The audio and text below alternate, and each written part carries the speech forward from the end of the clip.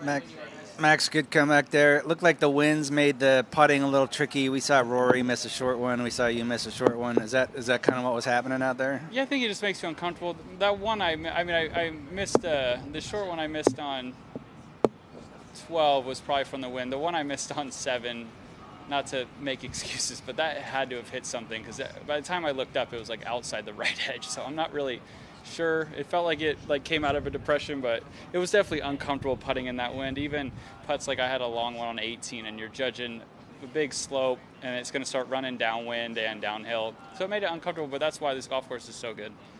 You feel like now that you've gotten your bad one out of the way, like you're still in this thing, and you could still get it done tomorrow? Yeah, I mean, I obviously didn't score very well today, but I thought I still played great. I drove it really well. It seemed like my good shots didn't go anywhere near the hole. Distance-wise, and then my bad ones I got punished. So I was proud of how I hung in there. If it wasn't for the triple, that was a pretty good round of golf. So yeah, it wasn't so bad. But I'm only a few back. I'm going to need some help, but I obviously know I can play this golf course well, and my game feels good, so that's nice. I guess in theory, Max, that could have gone off the rails and blown yourself out of the tournament. Was there any sort of self-talk? How did you kind of turn it around?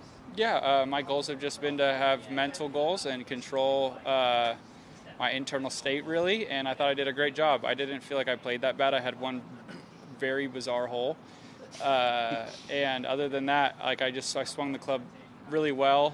It just wasn't, if yesterday and the day before seemed like if it was on the edge, it would be on the right side. Today felt like it was on the wrong side, but I thought I did awesome. Birdie in 15 and 17 and making that putt on 18. That was still a solid round of golf. I know a lot of players scored much better, but I'm still pleased with how I played the round. What happened on 17 after the birdie putt?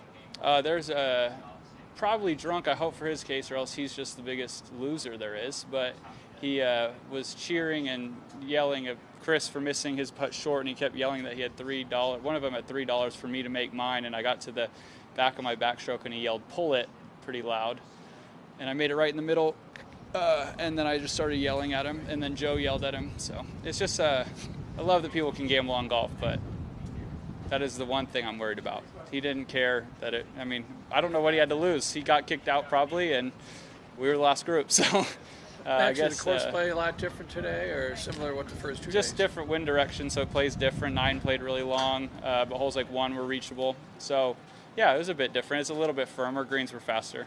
A little bit different. Sorry, just to rewind there. What did you yell back? That he's a clown, with maybe another word. I don't know what Joe yelled. He was a lot meaner, I think. It just was, I don't know. Long day, I guess. Hope he has a nice night, but it just sucks when that happens. But I was happy I made it. It was rude what he did to Chris, and then, whatever.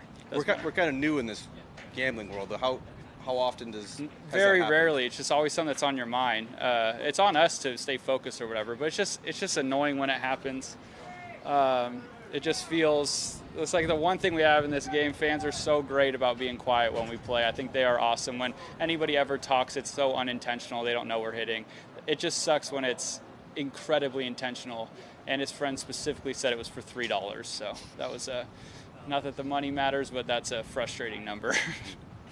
Especially when you're playing for $20 million. It doesn't matter what we're playing for. We're working so hard, and I grinded my tail off to get that thing back to near even par. And had I missed that, it just would have been a pain. But it was nice to make it right in the middle, and hopefully he had to pay his buddy that $3 immediately on his way out of the property.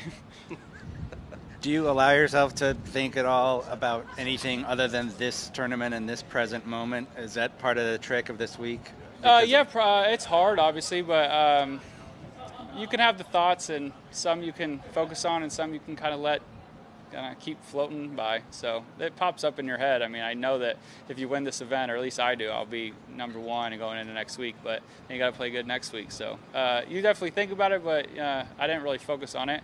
I was glad that today didn't feel like it was like some mental issue. It was just golf is hard some days. Thank you. Take care.